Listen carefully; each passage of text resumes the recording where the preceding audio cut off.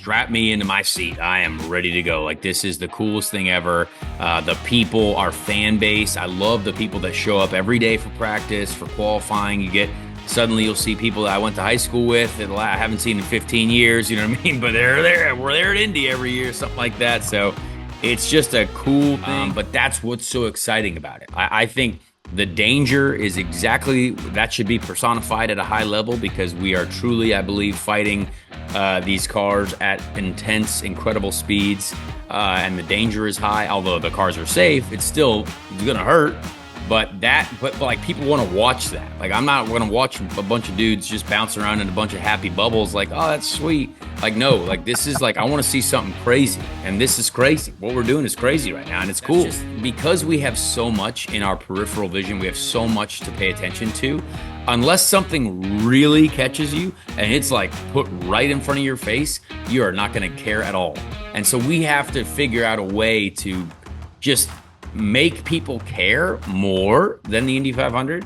And then, like, if you enjoyed the Indy 500, well, why not watch Detroit the next weekend? You know what I mean? Like, same guys, you know what I mean? Couple less, but like, same people. Sure. And if anything, great product there too.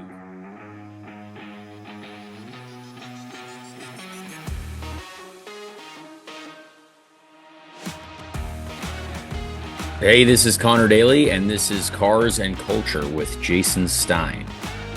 What a pleasure to start off this Indy season with a guy who not only has a ride, but he's got an interesting story behind that ride, which we are going to talk about. Conor, what a pleasure. Welcome to Cars and Culture. Welcome to pre-Indy season. Thank you. I love cars and car culture, so this feels like the right place. Excellent. Well, we're going to talk about both. We'll start off with kind of a funny story, I guess, right? As we get ready for May, as we get ready for the 500 and another appearance by you there, kind of an interesting tale of sponsorship. Not one that normally comes up in the story of business and getting cars on the track. It all started with a direct message, didn't it, Conor? Yeah. I mean, it's a fascinating story, honestly. And the power of the internet these days is well, first of all, absurd, but it is also sometimes quite helpful. And it's a good resource. But yeah, I got a message from now a friend of mine, Chris, and Chris had told me about what is going on, with the Polkadot network, with everything that they can do on their platform, and I was kind of like, well, that's interesting, I guess. Like, I'm familiar with the crypto space. Obviously, I think everyone's at least heard about what's going on. There's a lot of people who are like, oh, that's a bunch of baloney. It's not, but it is very, futuristic. It is very new world. When you talk about Web3, you talk about what you can build, with blockchain technology and stuff like that. Yeah, that makes your head spin for sure sometimes. But this was a fascinating program to be a part of, to kind of push a community's drive to basically better the internet, the future of the internet, and kind of develop things that will help, I would say, more people than than you'd expect when you hear all these high tech terms. So yeah, essentially had to put up a proposal, long story short, but we built a proposal about like, hey, this is the Indy 500 primary. We're also going to include, because I don't have, at the time, I didn't have anything on my schedule. So, we wanted to try to, right? Exactly. Like, I was just like, hey, how do we involve a little bit more? Like, I wanted to really dip my toes in the NASCAR world a little bit more. I've been trying to, it's hard to, unless you get a bit of a funding foothold, it's tough. But we kind of put a truck race in there, a couple truck races, and more nitro cross races with Travis Pastrana's Rallycross series with Jason Reinbold, who I'm driving the Indy 500 for. And it was down to a vote of folks, DOT token holders, who are like, hey, anyone who owns DOT, you can be voting on this proposal. You can voice your opinion. You could ask me questions about it if you wanted to. Why is this worthy of spending money on?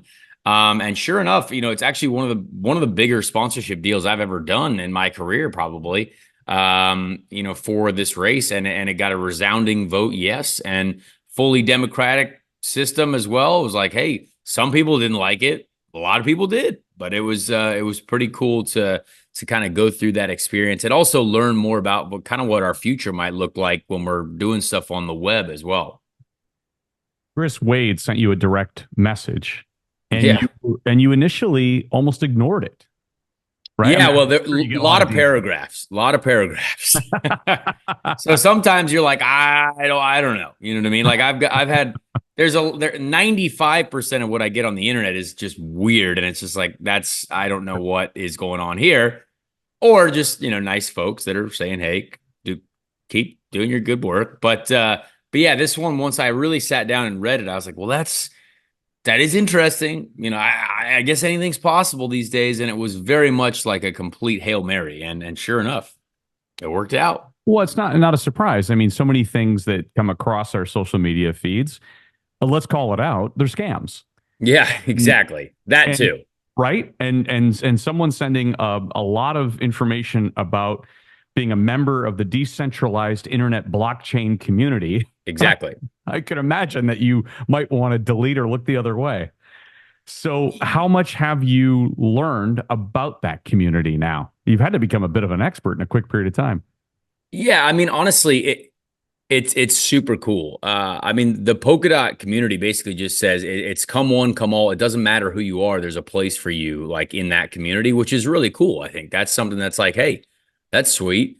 And all these folks that I was talking to every week, kind of over a Google, a Google call, Google voice call, video call. Um, all over the world too. So many folks who knew racing, many folks who did not know a thing about motorsport, Hmm. which is kind of the point. Like we wanted to introduce to these people, like, hey, this is the power of what we have here at the Indy 500 specifically. I think motorsport in general is on a a pretty good route up the viewership, ladder, which we hope continues. It seems to be more and more attention, but yeah, it's something that I've learned a lot about. It's an innovation hub. You're like, hey, when you hear things like, oh, this is actually where we're like writing the digital future. It's like, whoa, well, that's kind of cool. You know what I mean? Like I'm a gamer, so at heart, like I love being involved in anything that has to do with tech. I still struggle to understand it at times, but it is a really cool, I guess, program to bring to the Indy 500, which means so much to me. And I will hope to be able to, help it mean so much to all these new folks that kind of got on board this train. You know what I mean? Yeah. This will be your 11th start. Can you believe that? That's absurd. Yeah. I'm literally looking across. I have each helmet from every race, and I'm like, that the stack is getting awfully high.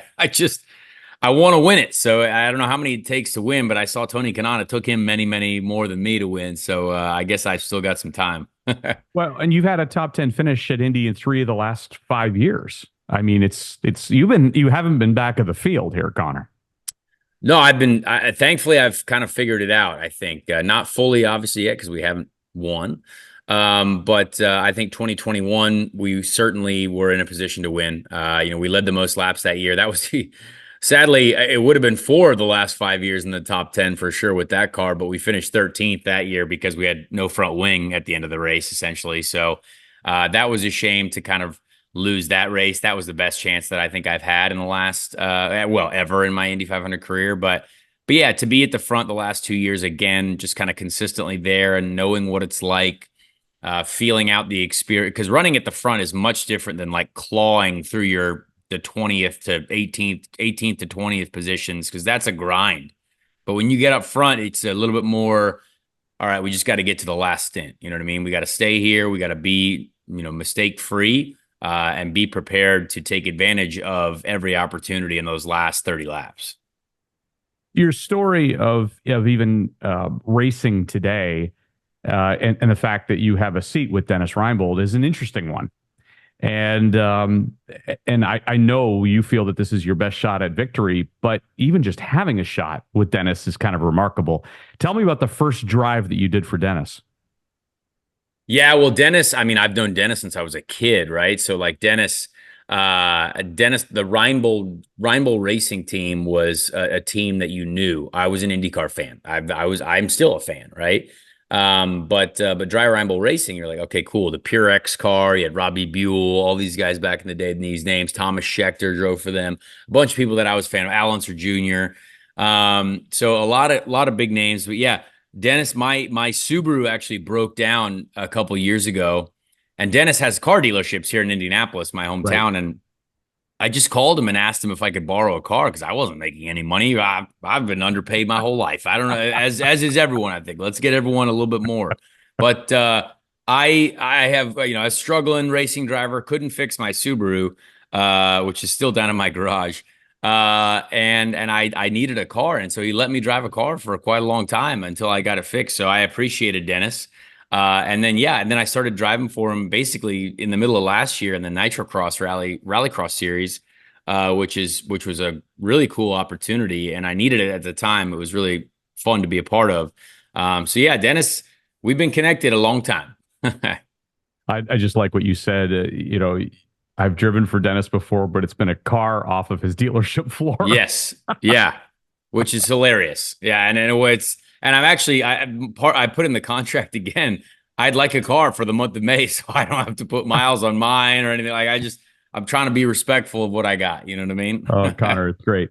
And actually, you're going to have a teammate here, one that is who is well known in the IndyCar circles, Ryan Hunter-Reay, who will also be driving along with you. What does Ryan bring to the table for you? Well, I mean, Ryan's a winner right out the gate. You can't dispute his credentials. IndyCar champion, Indy 500 champion.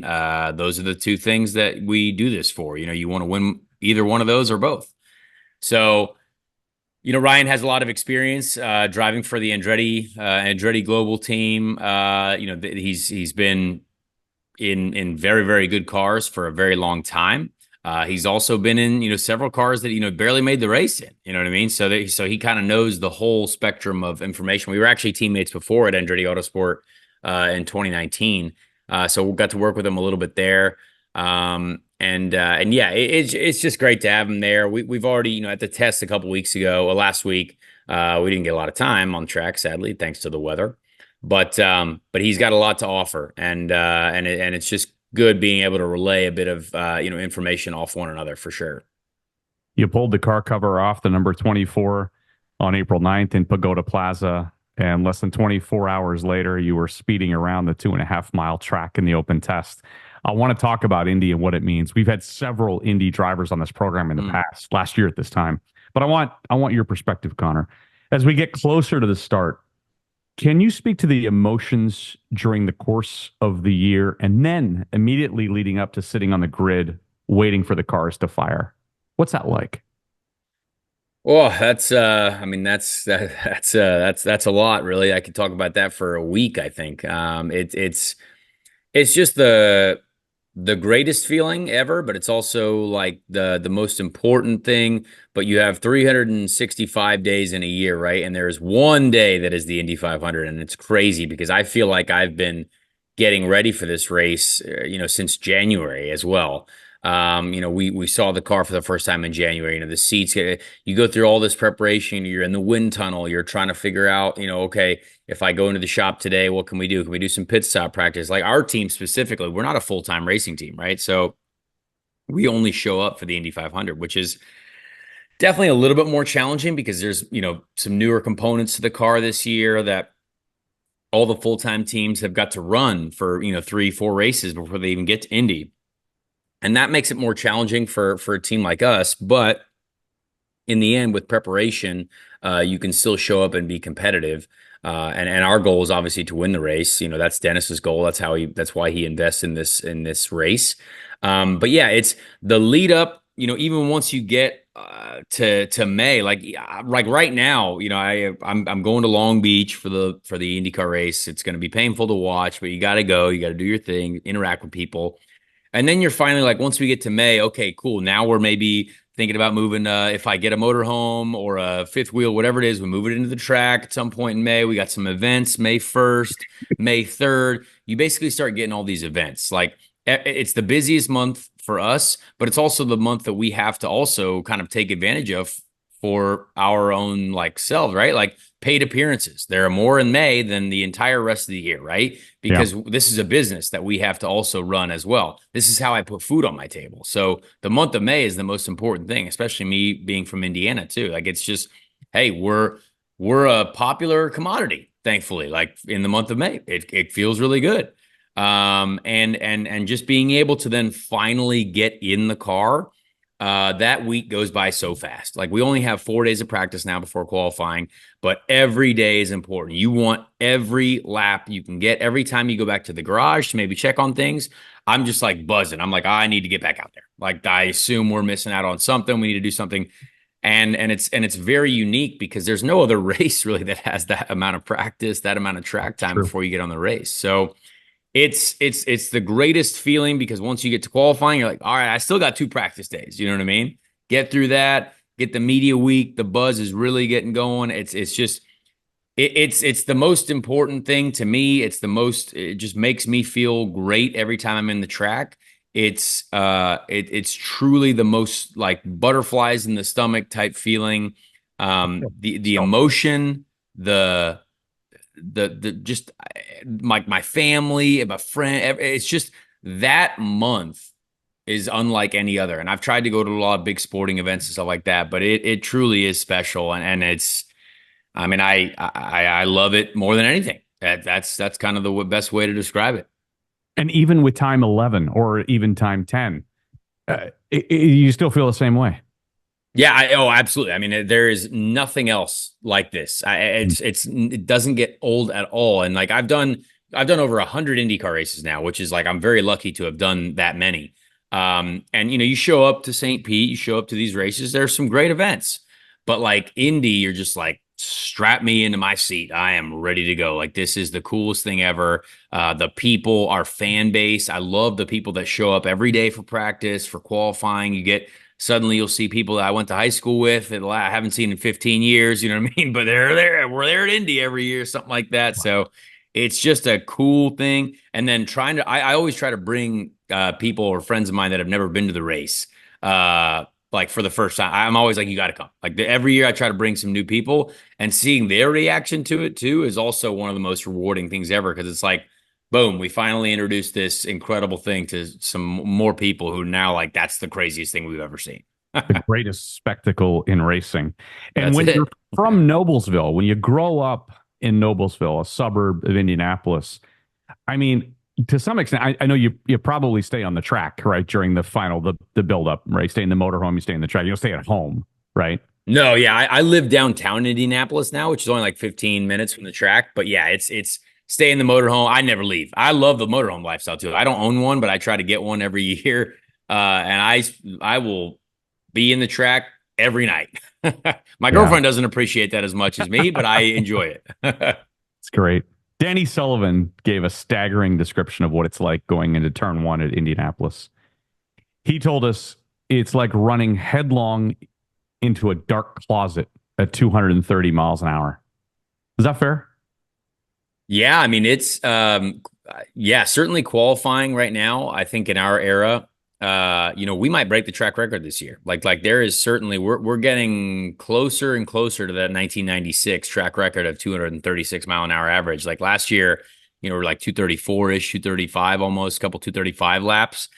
I mean, you're knocking on the door of we are flying around there, like faster than humans have ever gone, essentially around ovals, and that is it's a wild feeling, and it's also closer than ever. Like my qualifying speed last year was something like 230, almost a 232 and a half mile an hour average or something, and that was bad. And you're like, what? Like when I first showed up to the Indy 500, my first qualifying average speed was 224. So like we are now. And every mile an hour, once you get above 225, is you feel every mile an hour. And now the cars are completely on the limit. You are like one mistake away from being in a ton of pain. But that's what's so exciting about it. I think the danger is exactly that should be personified at a high level because we are truly, I believe, fighting these cars at intense, incredible speeds. And the danger is high. Although the cars are safe, it's going to hurt. but like people want to watch that. Like I'm not going to watch a bunch of dudes just bounce around in a bunch of happy bubbles. Like, oh, that's sweet. Like, no, like this is like I want to see something crazy, and this is crazy. What we're doing is crazy right now, and it's cool. Describe the sensation of going into a corner and then the car suddenly getting upset by a wind gust. Yeah, I mean the wind is the devil. We've often gone into several qualifying days where you have a completely different balance from one end to the other. Usually like at the test, for example, we had a crosswind into so headwind into turn two, tailwind out of three, which then kind of just shifts the balance, and you kind of got to be on your tools inside the car. We've got obviously anti-roll bars front and rear. Some teams don't run the rear bar. We've got a weight checker as well to make adjustments. And usually in qualifying, you're kind of all over the map on trying to make those work. Trying to find just a little bit of extra front grip in the corners that aren't as much affected by wind, and then trying to make sure the wind doesn't pin the nose aggressively when you're heading into the headwind. So it's quite a challenge. We can feel every gust. It is Really? incredible to feel what the wind can do to the car. How many times during the course of 500 miles are you just flat out scared shitless? I mean, I don't find myself scared at all. I'm just trying to go forward. So I don't. I think the only time that gets weird is like if someone starts crashing in front of you, which is like literally three of the crashes last year happened directly in front of me. And I was like, oh, that's not great. So yeah, there's no fear. We don't operate on fear. I don't use that in my vocabulary really, because if you did, you're just it's probably an issue. So yeah, I don't use the fear word. Let's talk about the diversification of Conor Daly. What other things capture your attention, either for business or for pleasure? Well, I mean, I still have a lot I want to do, racing wise when it comes to that, and that's my business really. I want to do Le Mans. Like I really want to race at Le Hmm. Mans. I've Have you raced at been there? Monaco. I've not been. I've not even been there yet. My dad raced there, which was awesome. He raced there in an incredible era. But that is definitely becoming potentially more of a reality. I have a good relationship with a couple sports car teams that I think that is definitely. We hope to make that happen in the next few years. So that would be sweet. But yeah, I still have I don't feel like I'm 32, which is absurd, and that's kind of old in racing terms, which is painful Oh, because I feel come like I on. have. Lewis Hamilton's going to be 40 soon. Don't worry about it. I know, but he's got a lot more credentials than I do. But I just I have so much that I feel like I haven't been able to show yet, and I so badly want to be able to do that. I would love to do more NASCAR stuff. I really want to give that a true, proper shot. But that takes a lot of help and effort to get there and do it properly with a good team. So that's tough. But yeah, I like to drive anything. I mean, I love to drive. I want to make continue to make money racing cars. That's my favorite thing to do. But I don't want to just show up and do it. I want to be able to do it and compete to win. So yeah, there's a lot there. And then I've enjoyed commentating. Like I did some commentating for the SRX series, which sadly is no more this year, which is fun. And I have my own podcast, which is also a lot of fun to do. The Speed Street podcast. Feel free to check it out if you guys want to check it out. But yeah, it's my entire life is racing. Anything to do with motorsport, cars, racing. I mean, I want to do it. And that's kind of where my mind's at, really. Let's talk about the podcast. When did that come about? Why did it come about? So yeah, so it's a couple years ago now. I mean, we're like 120 episodes in, I think, but There you go. You're number 150 here.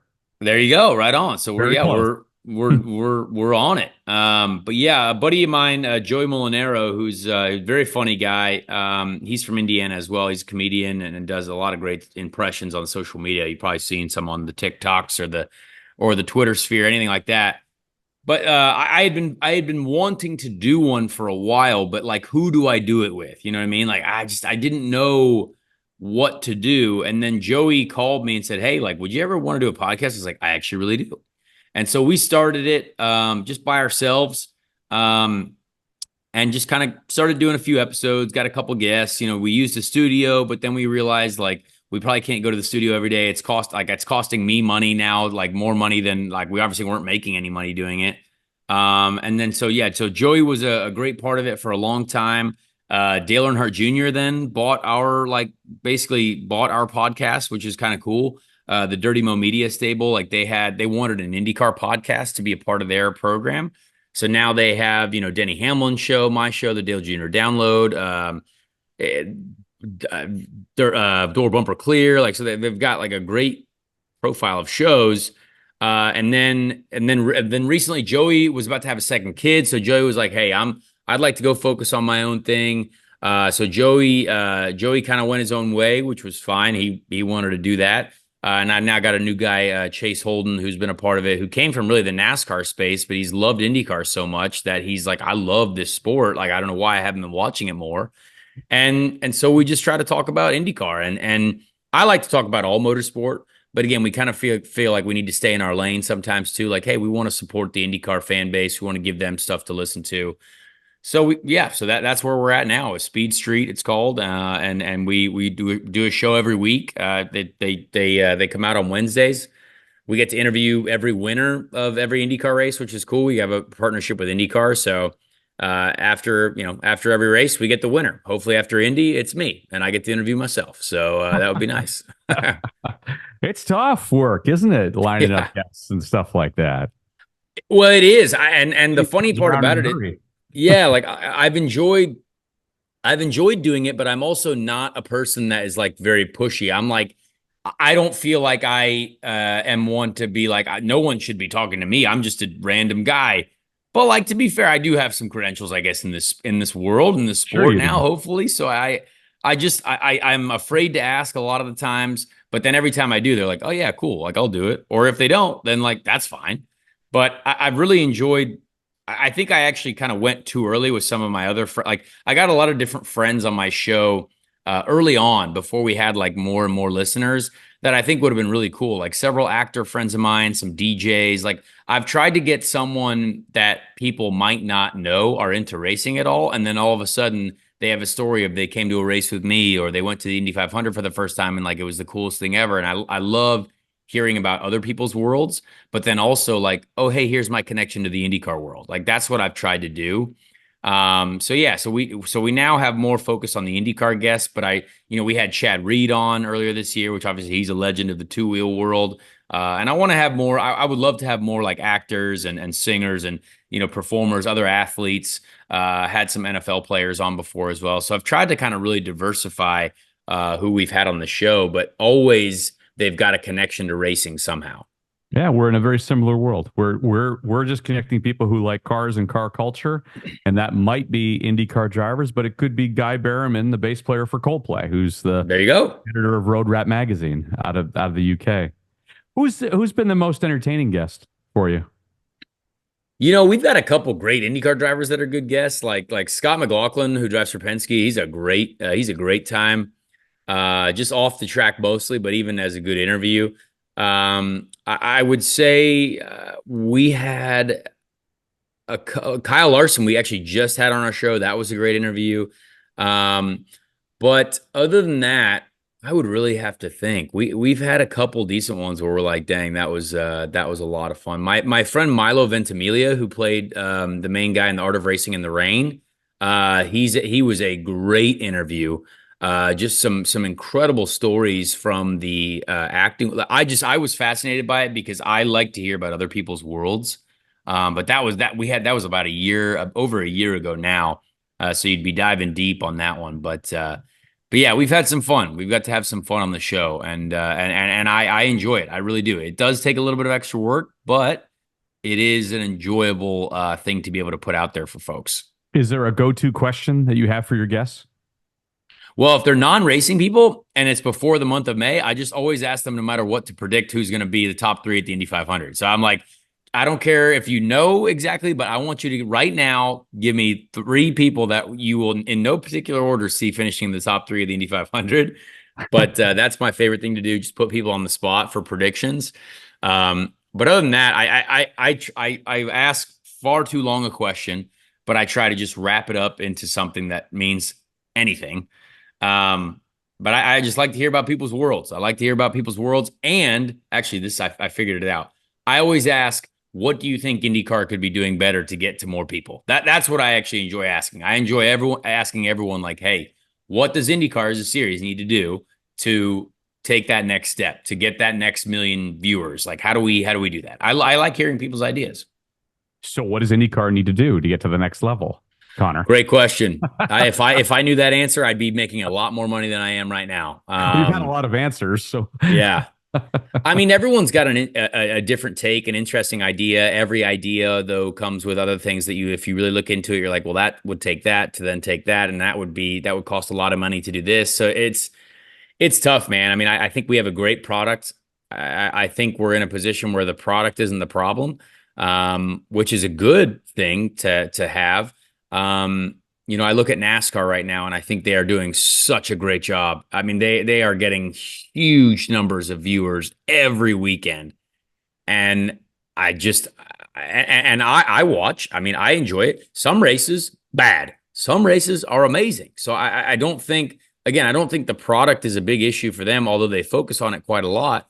But for us, it's just general awareness. I think general awareness is such a big issue for us. If you say you race cars, it's like, well, do you race NASCAR? It's like, well, I'd like to say something like, I'd like people to start asking, well, do you race IndyCar or NASCAR? Or now it's Formula One. Obviously, Formula One is so popular because it became like the hip thing to like, it's true. because of Netflix, which again is great. I think a rising tide raises all ships, as they say, but there's just a general lack of awareness for us. And I think the gaps in our schedule, we need 20 races instead of 17. We can't have a month in between the races. But like, again, all of those things are hard to do. So I'm not expecting someone to be able to just be like, hey, boom, here it is. Roger Penske's already investing a ton of money in this program to keep us afloat. You know what I mean? So Mhm. it's very easy for us to say what I think we believe needs to happen. They've done a lot of work. I've seen a lot of great work done. But we're so passionate about it that I do wish that, in my lifetime, we do get to see a good step forward. Well, it's interesting. It's got probably next to the Daytona 500 and maybe the Monaco Formula One Grand Prix. Right in there is the Indy 500, if not surpassing both of those things at the same time, or at least on the same par, especially on the same weekend when you throw in the Coca-Cola race. So it's got one of the biggest uh, races that everybody knows, but it's Yes. not associated with some of the others, not Long Beach or St. Pete or Detroit or any of these other ones. Isn't that it's this interesting dichotomy of things, isn't it? Yeah, well, that is the biggest issue. We get, almost 5 million people, 6 million people watch the Indy 500. That's a Right. great television rating. You know what I mean? That ranks very high in the list of sporting events. You know what I mean? Huge. It's the largest attended sporting event in the world. So attendance, again, not a problem. I think we have a chance to sell out the race again this year. Right. Like right now, the way ticket sales are going, I think you could see the Indy 500 selling out, which again, the last time that happened in my lifetime was the 100th running. You know what I mean? And back in 2016. So again, very cool to be able to say we could do that just on a random year, like the 108th running or whatever it is. So I think we're very close to having that happen. But I think such a large percentage of the people that watch don't know that there's any more IndyCar races. So that what I've noticed about even having a podcast, until you put it directly in someone's eyes and it is like fed to them with a spoon, they have no idea that I have a podcast. And again, that's no fault of their own, like that's no fault of anyone. That's just because we have so much in our peripheral vision, we have so much to pay attention to. Unless something really catches you and it's like put right in front of your face, you are not going to care at all. And so we have to figure out a way to just make people care more than the Indy 500. And then, like, if you enjoyed the Indy 500, well, why not watch Detroit the next weekend? You know what I mean? Like, same guys, you know what I mean? A couple less, but like, same people. Sure. And if anything, great product there too. So there's something there that's just missing. Again, it's not, if the Indy 500 also had a million viewers, then the series would be dead. But it doesn't. It's very strong. It's got so much hype. We've got Kyle Larson this year. We've had Formula One drivers there the last couple of years. I mean, everything about the Indy 500 is like knocking it out of the park. Just have to spread that out a little bit. Yeah. It's true. About 10 minutes left here. A few other things, or somewhat random, if you will. Who's the driver that you'd go on vacation with and want to hang out with? Oh, that's a good question. Scott McLaughlin, honestly. Scott is, I hope to go on vacation with him at some point. Just one of the greatest people that I believe has entered the IndyCar space, and very good driver, very good racer, but just good person. And his wife, incredible person as well. Just a good family, just everything about it. He's just a solid dude. He's a guy that I want to have beers with, and I've had many beers with him, and it's been a great time. Anybody that you'd want to take out in a back alley? Oh, I mean, I'm not a fan at all of Santino Ferrucci. I think that guy is a clown. But I think everyone knows that I don't like him. I think he's going to severely injure someone at some point in our sport. But he's a good driver, so he does have some talent. I will never say that he is not talented, but I think he's a dummy. Wow. I didn't think you'd answer that question. So thank you for that. You're considered quite the practical joker, along with Hinch and Rossi. Is that a fair assessment? I mean, I think I've been involved in stuff involuntarily, in some jokes of sorts. I'm easy to pick on, I would say. But yeah, I've also been involved in some fun things with Rossi, Mr. Rossi, Joseph Newgarden as well.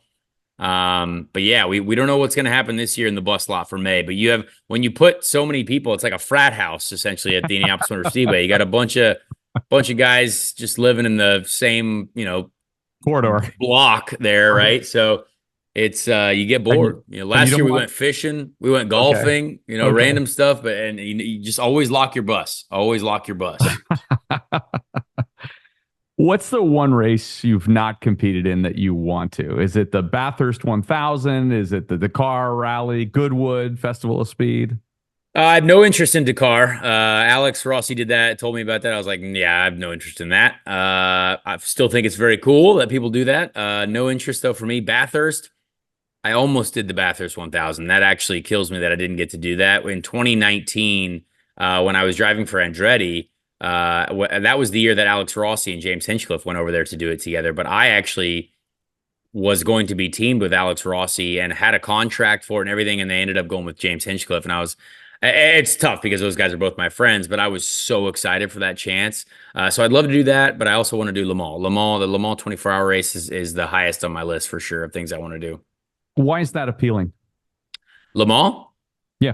I mean, I went there for the first time last year and the 100th. Yeah. And LeBron James was there and Tom Brady is there and, John Elkann of Ferrari, and of course, Ferrari won overall. I had to go there to feel it, to get it. But why is it important? Well, I mean, I've been so lucky in my life to get to do what I've done, but like I've done the Indy 500, I've done the Daytona 500, I've raced F2 at Monaco, F3.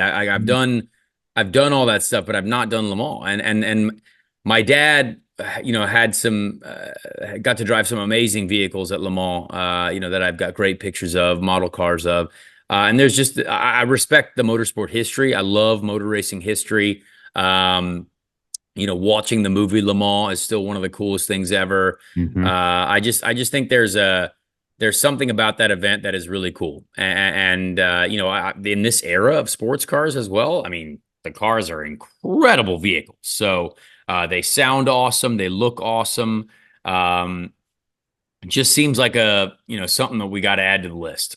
And I want to win it. That would be sweet. Yeah. You've mentioned your dad a couple of times. Let's talk a little bit about the influence of Derek Daly and how an Irish racing driver who won the 77, I think it was, British Formula 3 championship and competed professionally for 17 years, 64 world championship Formula 1 races. What all of that meant to you?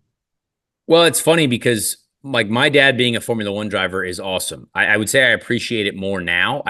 Growing up, I thought it was just a thing. You know what I mean? Because I never saw it. Like he retired when I was born, so I never got to see my dad race. All I've ever seen was pictures. But when the internet started becoming the internet, you see more and more clips of all these races from the old days. and more people are paying attention to Formula One. And so you find more and more of these amazing clips from back in the day that I would have never got to see unless, these people kind of recreated, upped the graphics a little bit of these old clips, and it's amazing to see. It was an amazing era. And you look at the names that like he was racing against too. I have so much more Incredible. respect for. I mean, he was teammates with Keke Rosberg when he won the world championship. Race against guys like James Hunt, Ayrton Senna. I mean, those are the people that still now you like drool over listening to those names. Alan Prost.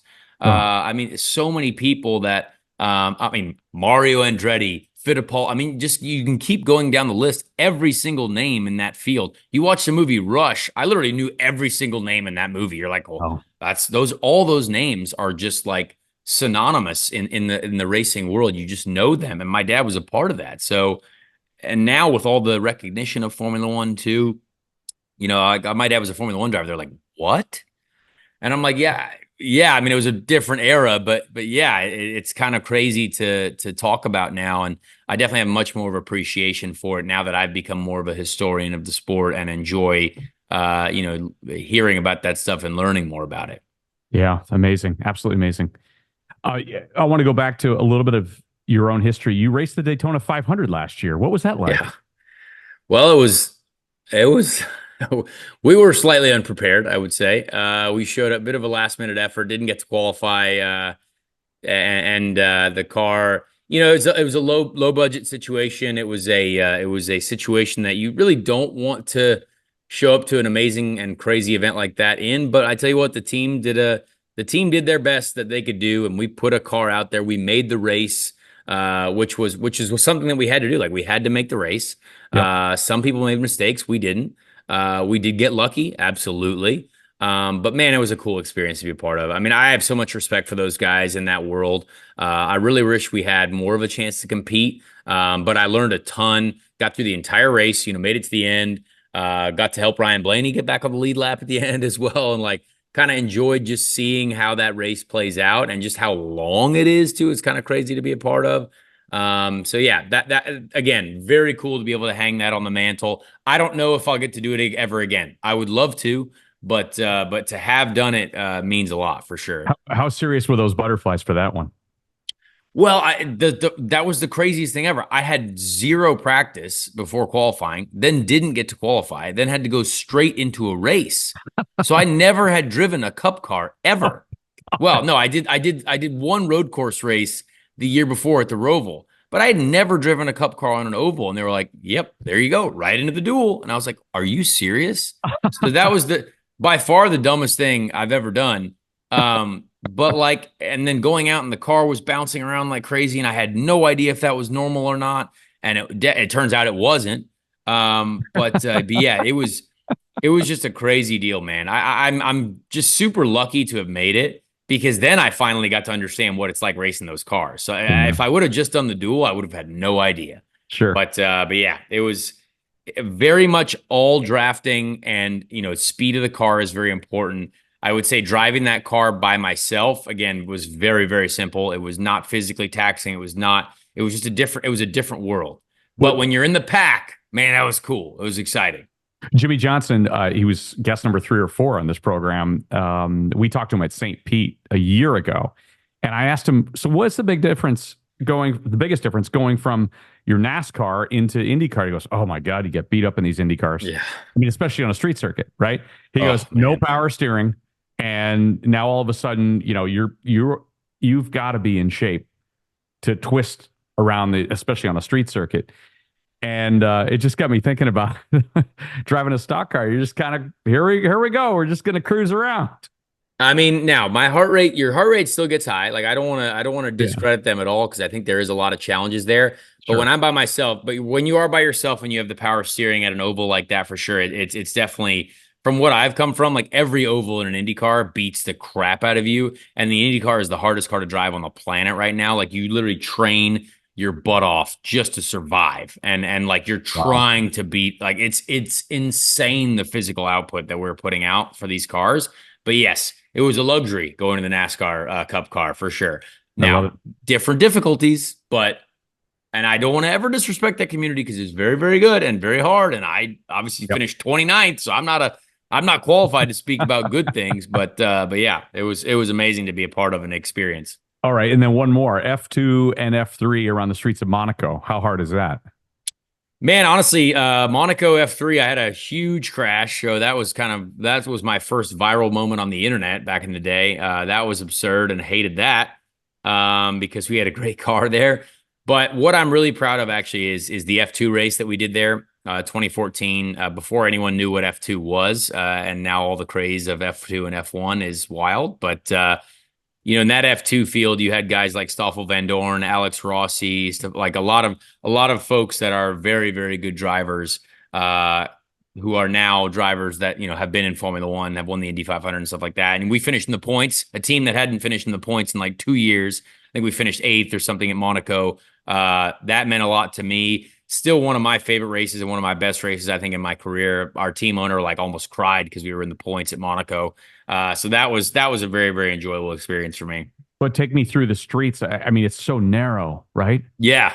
Well, I mean, it is narrow, but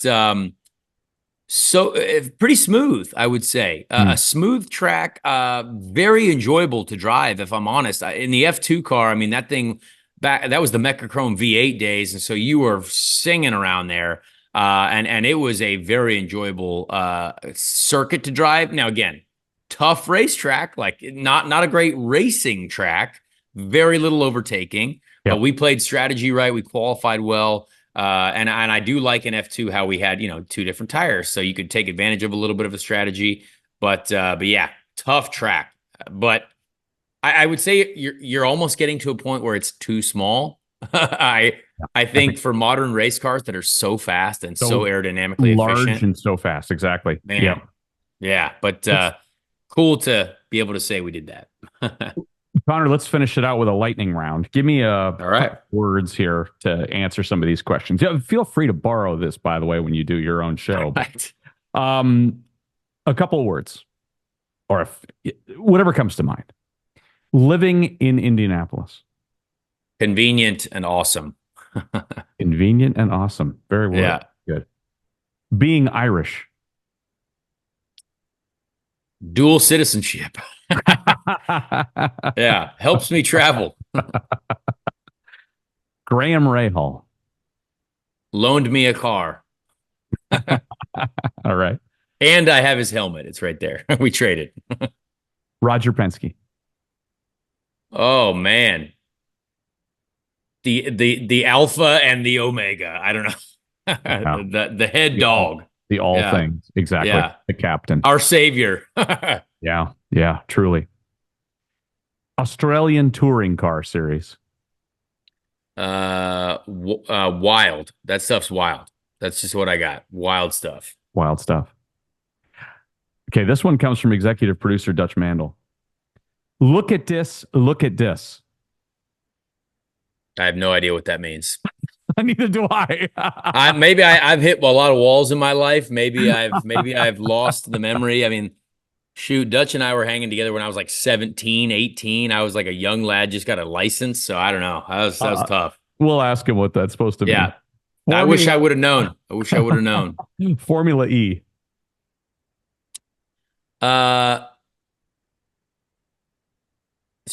Slow, but an enigma. Like I don't know Formula E.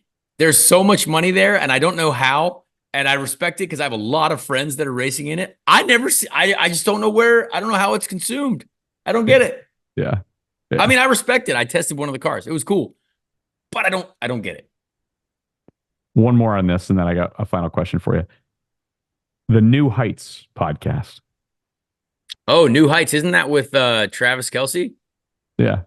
Travis Kelce, low-key IndyCar fan. So I'm a big fan of that. Travis did come to the Indy 500. We partied after the race. I have a lot of respect for Travis, and there's a lot of Chiefs IndyCar fans in that locker room, apparently. So I'm a big fan. And There Jason we go. Kelce, low-key, he has been invited to the Indy 500 this year. So I want to have him there. That would be sweet. I want to drink a beer with him after the race when we win. Well, maybe you'll get a 3-pack. Maybe Jason, Travis, and someone else will join. But Jason and Travis, those are most important. all right, final thing. Who you got for your top 3 at Indy? Oh, great question. Great question. Me, we don't show up to be out of the side of the top three. Honestly, I think Chevrolet are going to be the engines to beat. So I'm going to go with an all Chevy top three. I'm going to say it's probably me. I think Newgarden and McLaughlin. Hmm. I think Penske could. My prediction right now is Penske's going to have lock out the front row. Wow. There we Yeah. go. Well, let me tell you this in order to support your theory. There's a gentleman who came on the show 1 week before the 2023 Indianapolis 500 in his 12th attempt at the greatest spectacle in racing. Joseph Newgarden Uh-oh. won. There you go. So we're gonna go with two's a trend here, Conor Daly, and we're The gonna say vibes are right. The vibes are right. you got to come back on the show if you win. Perfect. The show is called Speed Street. He is a podcaster among many things. I've really enjoyed this. Thank you so much, Conor. Thank you for being on the program. Good luck in the month of May. Thank you so much. Yeah, if you want to listen to the podcast, it's on all the platforms. That we have a YouTube channel as well. You can watch them as well. So that's my own self plug there. I love it. I love it. A promoter too. All right, Conor Daly. Good luck at the Indianapolis 500. Thank you so much.